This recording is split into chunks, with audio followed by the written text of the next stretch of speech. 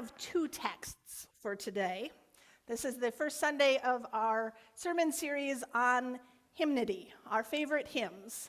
And rather than a specific hymn today, we're going to be talking about what is the very first page in every Methodist hymnal since 1761. That is John Wesley's directions for singing. He appended these to his songbook. It was actually the second collection of hymns that he put together for use in Methodist worship and camp meetings and class meetings and all of the other times that Methodists might gather together, because there was a lot of singing going on and everybody liked singing, and Wesley felt that singing was an important part of corporate worship, and also sometimes people were doing it wrong. There is, if you read Wesley's preface to that book published in 1761, some hints of the ongoing controversy between the preachers and the music people, where Wesley had, where Wesley had strong thoughts about how one should be singing. And in this particular collection, he actually was doing it kind of well in that he wasn't necessarily writing the whole thing to his own preferences. What he was trying to do with this particular collection was to write down songs the way the groups were already singing them, the way the habit had become of singing them, so that that could be the same in all the different places that any Methodist might go, so that when you showed up, you knew how to sing the songs. You knew the songs. You knew the tunes for the songs, and you could sing. Now, John and Joan can back me up on this, most church musicians know that congregations don't always sing the songs exactly the way the music is written in the hymnal. I'm thinking, is it joyful, joyful? There's a pause there that is not written in the actual written music. And so when Wesley was having this book published, I don't remember what he called him, but the music editor, basically, that he was working with to publish these tunes, wanted to publish them the way they were written. And Wesley wanted them to be published the way the people were singing them. And he went through several music editors to get somebody who would do it the way that he actually wanted. He, in fact, said in his preface that he had spent 20 years trying to get this published, and he had to keep postponing it because he couldn't get anyone to do it right. But he finally did. He got this thing published and appended to it directions then for the people to sing.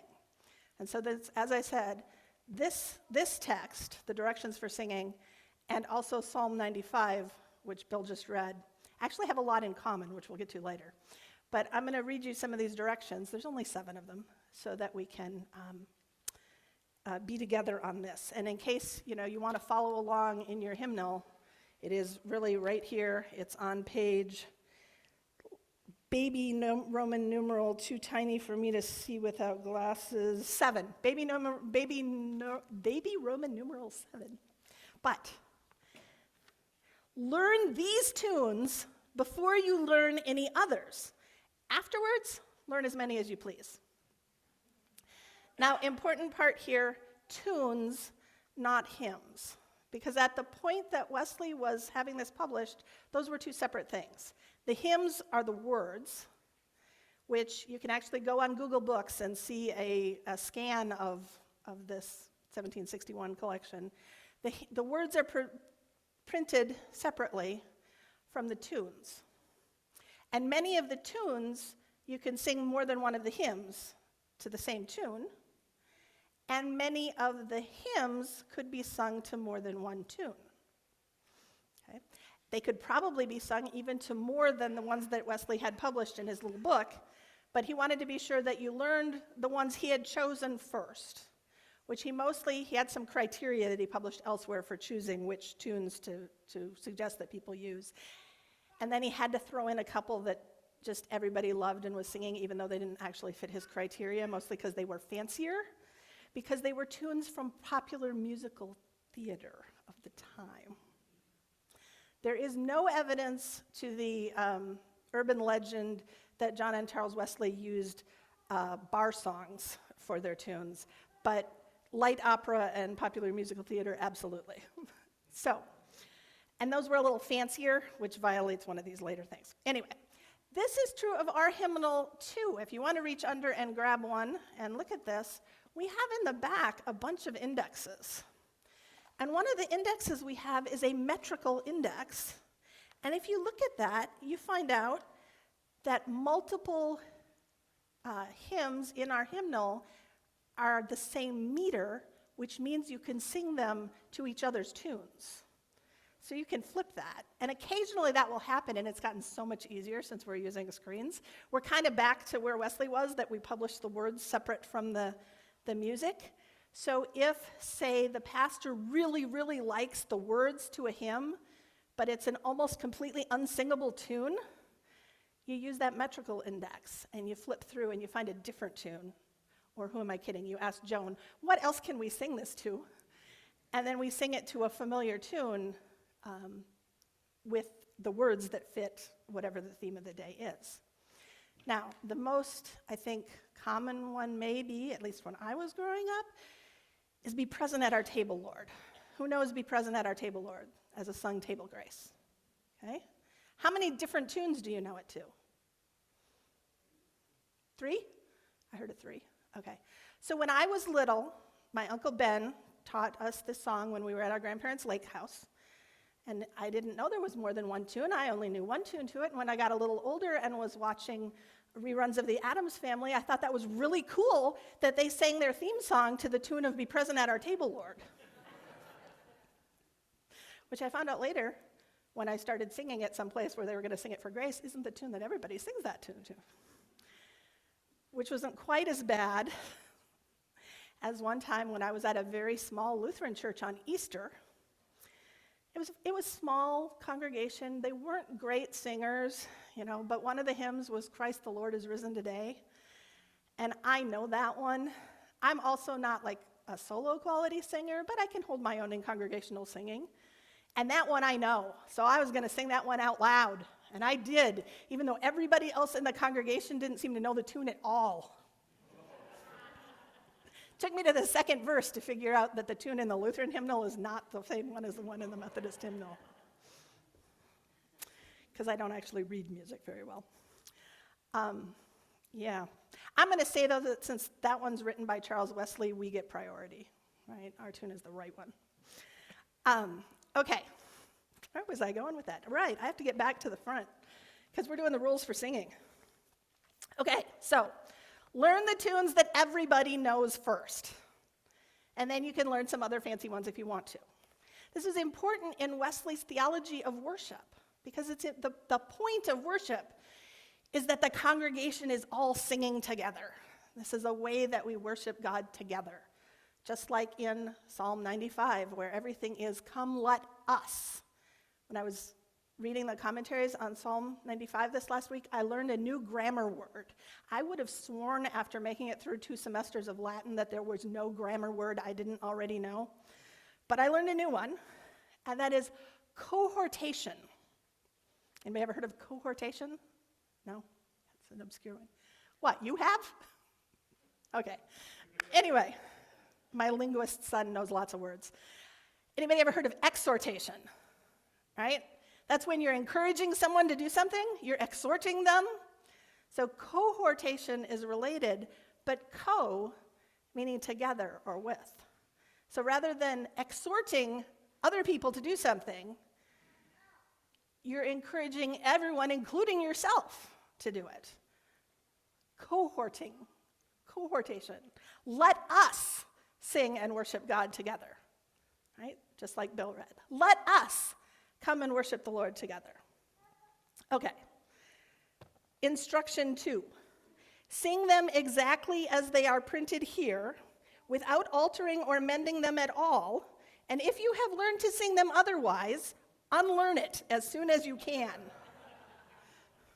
Because I spent 20 years getting this thing published correctly. Sing it this way. I doubt it worked for him, but, points for trying. But again, this is so that everybody's singing together, right? We want to all be singing in the way that everyone can sing together. Instruction 3, Sing all. That means all of you. Sing, everybody sing. See that you join with the congregation as frequently as you can. Let not a slight degree of weakness or weariness hinder you. If it is a cross to you, take it up, and you will find it a blessing. So, everybody sing. Sing lustily and with a good courage. Beware of singing as if you were half dead or half asleep. But lift up your voice with strength. Be no more afraid of your voice now, nor more ashamed of its being heard than when you sung the songs of Satan. So I don't know what he thought his congregation was singing on, weekdays, but sing lustily with good courage. However, instruction 5, sing modestly. Do not bawl so as to be heard above or distinct from the rest of the congregation, that you may not destroy the harmony, but strive to unite your voices together so as to make one clear, melodious sound. So putting those two instructions together, we can learn a couple things about how language has changed since the 1700s, because we have to assume that lustily and modestly are in fact not in opposition to each other, since you're supposed to sing in both ways at once.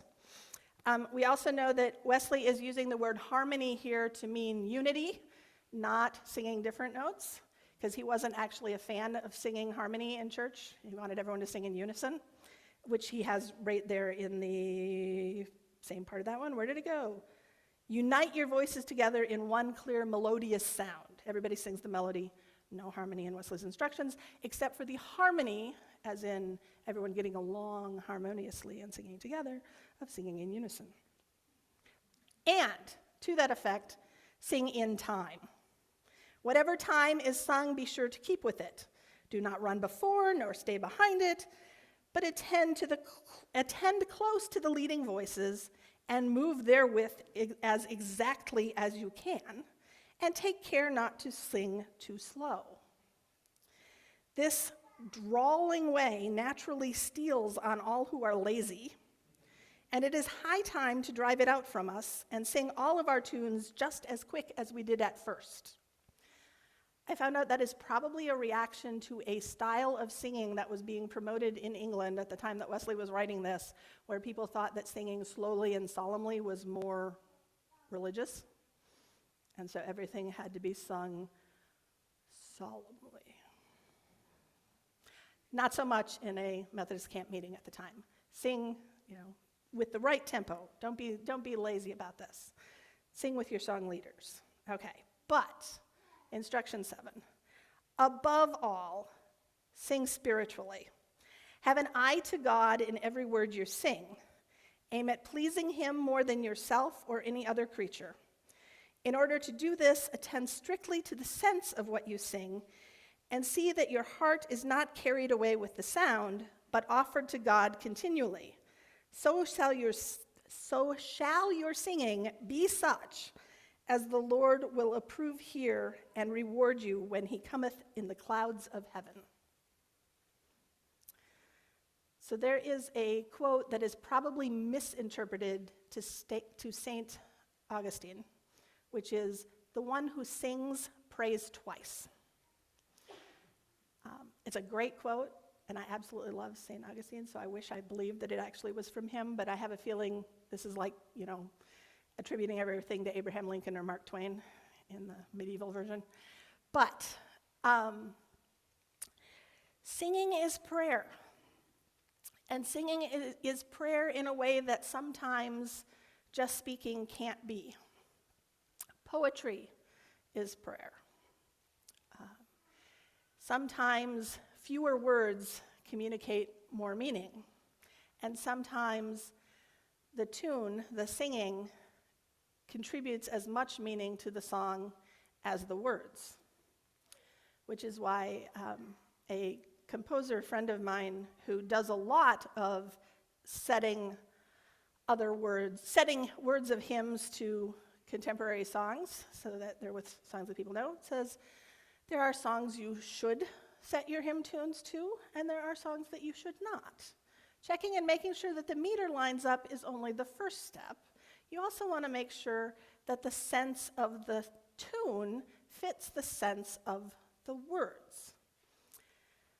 He has an example that I'm not going to use because this is where he learned the adage to never use negative examples, which is to say, don't tell people what you don't want them to do because what they're going to remember is what you just said and then they're going to do it. So I am not going to tell you what popular hymn fits very well to Gilligan's Island. And by not telling you, now I know that you're running through all the hymns you know in your head, which is a good thing, rather than just singing that one to a bad tune, which is a bad thing. So, another, a really great example of this that I have very currently, because I am the president of Simley High School's Theater Boosters. So my kids are in theater.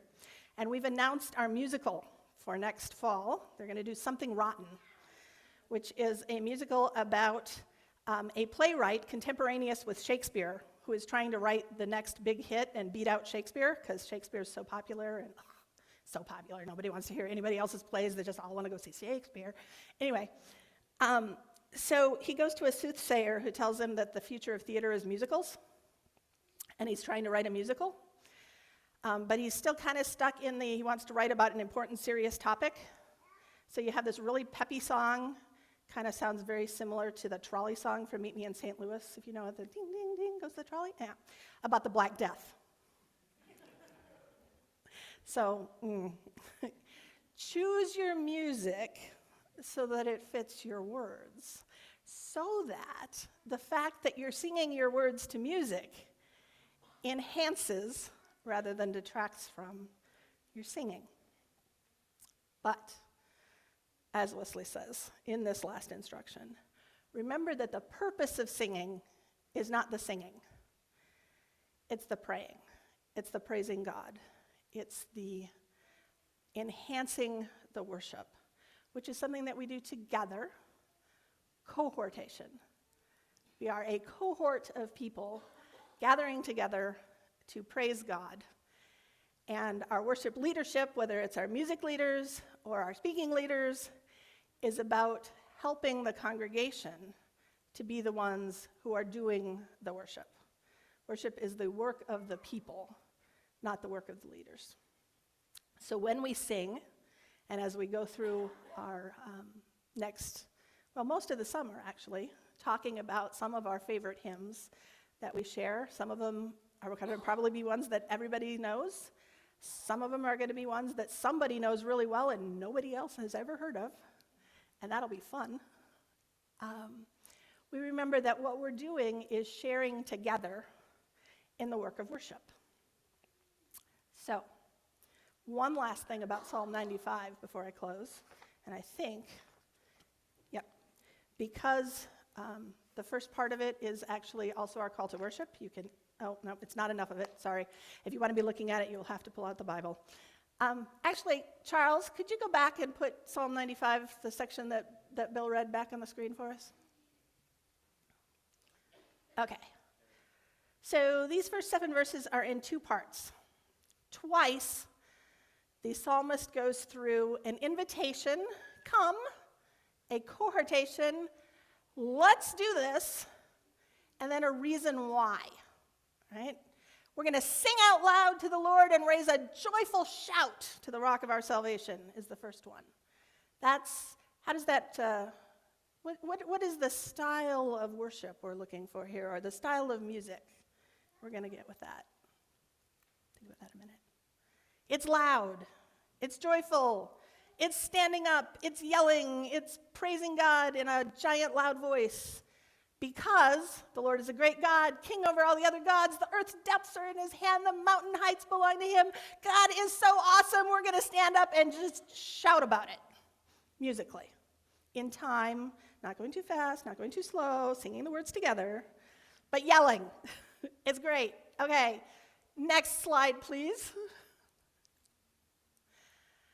Come, let us worship and bow down. Let's kneel before the Lord our Maker. He is our God, and we are the people of his pasture, the sheep of his hands. Okay? Some of our songs are stand-up and shout songs. Some of our songs are kneel and sing contemplatively and quietly songs. Because some of our worship of God is a stand-up and shout kind of worship. And some of it is a quiet, contemplative prayer kind of worship. As we move through these next few weeks, we're going to get both of those styles of songs. And so we can remember, some people like one more than the other, but we all need them both, right? We need to both shout shout the wonderfulness of God who made the universe, and also rest in the hand of God who is our shepherd. Let us, as we end this time of worship, in a little bit, not right now, remember that those go into our lives as well, that our walk with God is joyful and solemn, that neither is necessarily better than the other, but that together those styles of worship and together all of us worshipers join in praising God. Amen.